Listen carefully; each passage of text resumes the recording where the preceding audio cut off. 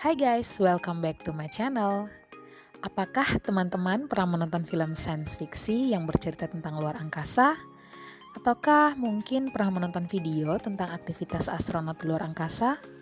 Jika pernah, maka teman-teman mungkin sudah punya gambaran tentang bagaimana para astronot tinggal dan beraktivitas di luar angkasa. Tapi, pernahkah teman-teman berpikir seperti apa tempat para astronot itu tinggal? Apakah bentuknya seperti rumah manusia yang ada di bumi? Well, di video kali ini saya ingin mengajak teman-teman untuk jalan-jalan sebentar ke rumah astronot di luar angkasa atau yang biasa disebut dengan istilah ISS atau International Space Station. So, ikuti penjelasan selanjutnya ya. ISS merupakan stasiun luar angkasa yang dirancang dan diluncurkan oleh manusia ke luar angkasa sejak tahun 1998. Karena namanya stasiun, maka ISS merupakan tempat pemberhentian para astronot dan rumah untuk ditinggali selama berbulan-bulan dengan misi atau tugas tertentu. ISS merupakan benda terbesar yang pernah dibuat manusia dan ditempatkan di luar angkasa. ISS sendiri merupakan proyek kerjasama beberapa negara yang diwakili oleh 5 agensi luar angkasa dari Amerika, Rusia, Eropa, Kanada, dan Jepang. Pada tahun 1998, bagian atau kepingan pertama ISS diluncurkan untuk pertama kalinya keluar angkasa oleh negara Rusia.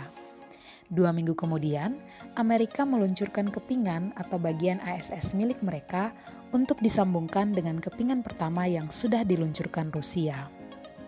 Sejak saat itu, bagian-bagian ISS kemudian diluncurkan secara bertahap untuk disambungkan menjadi stasiun luar angkasa yang kita kenal sekarang.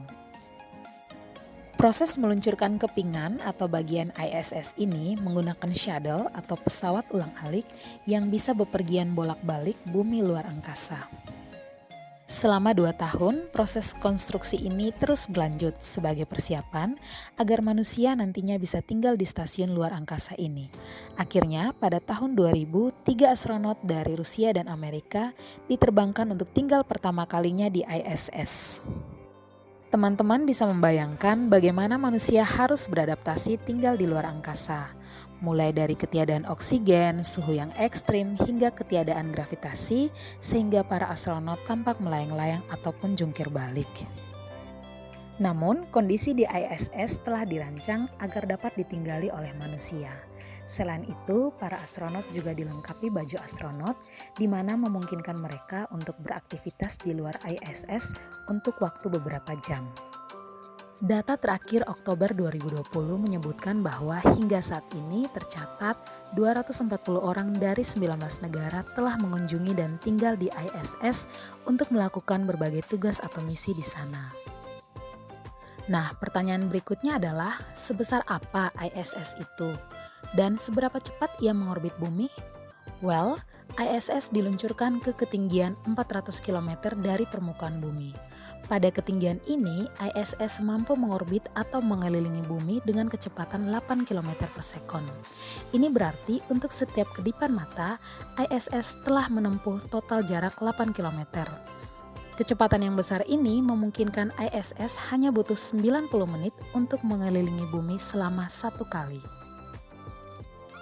Ini juga berarti dalam 1 hari, ISS dapat mengorbit bumi sebanyak 16 kali.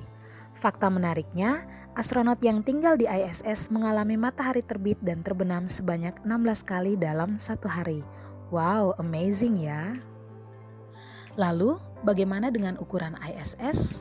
Well, luas ISS setara dengan lapangan bola kaki dan beratnya mencapai 400.000 kg. Nah, seperti yang saya katakan tadi, konstruksi ISS dibangun secara bertahap dan setiap negara yang berkontribusi punya bagian-bagian ISS tersendiri yang kemudian disambungkan menjadi satu kesatuan yang kita kenal sekarang.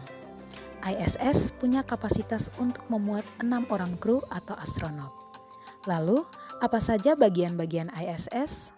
ISS punya ruang khusus sebagai laboratorium milik beberapa negara yang dirancang agar para astronot bisa melakukan eksperimen-eksperimen, khususnya eksperimen yang hanya bisa dilakukan di luar angkasa. ISS juga punya living area atau ruang khusus bagi astronot untuk digunakan secara bersama-sama. Mungkin seperti ruang tengah atau ruang keluarga pada rumah-rumah umumnya ya. ISS juga punya solar array atau antena solar yang berfungsi untuk mengumpulkan cahaya matahari sebagai sumber energi. Solar array dihubungkan dengan truss atau tiang penopang yang memiliki radiator untuk mengatur suhu di dalam ISS. Selain itu, ISS juga punya robotic arms atau lengan robot yang terletak di bagian luar ISS. Robotic arms ini berfungsi untuk membantu tugas astronot seperti misalnya ketika mereka melakukan tugas di luar ISS atau yang dinamakan dengan spacewalk. ISS juga punya suatu bagian yang dinamakan dengan airlocks. Airlocks merupakan pintu gerbang yang bisa menutup dan membuka ketika astronot ingin keluar dari ISS. Nah, pertanyaan selanjutnya, bagaimana jika ada pesawat luar angkasa dari bumi yang ingin mengantarkan para astronot atau menyuplai semua kebutuhan astronot? Well, ISS punya area tertentu yang dinamakan dengan docking port, yaitu terminal tempat pesawat luar angkasa bisa parkir untuk terhubung dengan ISS. Nah, pertanyaan berikutnya, mengapa manusia perlu mengeluarkan uang untuk membangun ISS? Dan apa saja tugas para astronot ketika tinggal di ISS? Well, yang pertama, perlu diketahui bahwa para astronot secara bergantian tinggal di ISS. Idealnya, para astronot itu bisa tinggal antara rentang waktu 3-6 bulan. Durasi astronot tinggal di ISS tergantung pada program atau misi yang sedang dijalankannya.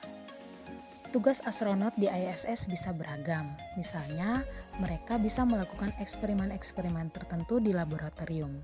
Hingga saat ini tercatat sudah lebih dari 2.800 eksperimen telah dilakukan di ISS.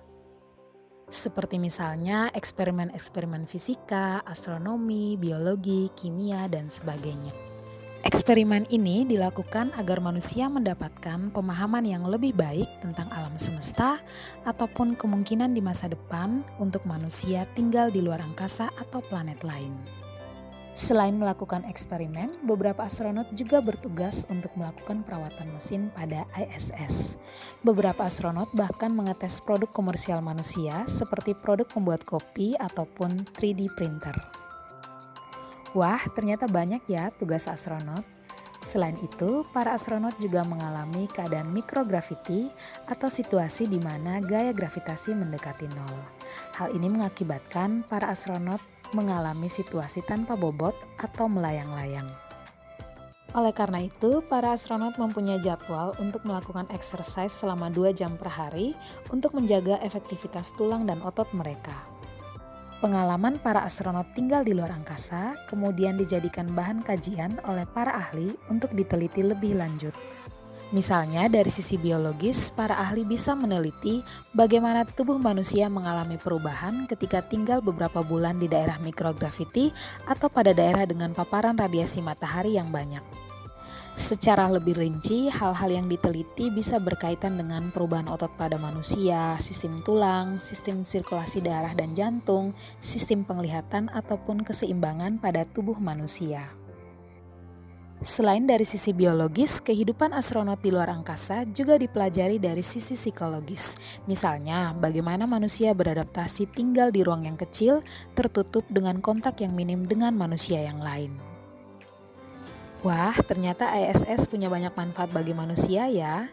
Tapi beberapa tahun ke depan, proyek ISS kemungkinan akan selesai. Lalu, apakah ISS akan dibawa kembali ke bumi? Well, beberapa negara berencana untuk membawa kembali kepingan ISS milik mereka ke bumi, entah untuk diperbaiki atau digunakan kembali, ataupun mungkin disimpan di museum. Sedangkan Rusia berencana untuk mengambil bagian ISS-nya dan disambungkan dengan bagian baru untuk membuat stasiun baru milik mereka sendiri. Well, apapun rencananya, kita doakan yang terbaik ya untuk perkembangan ilmu pengetahuan dan teknologi manusia. Sambil menunggu update terbaru dari ISS, jangan lupa terus pantau channel ini untuk mendapatkan video-video menarik selanjutnya. So, see you in the next time.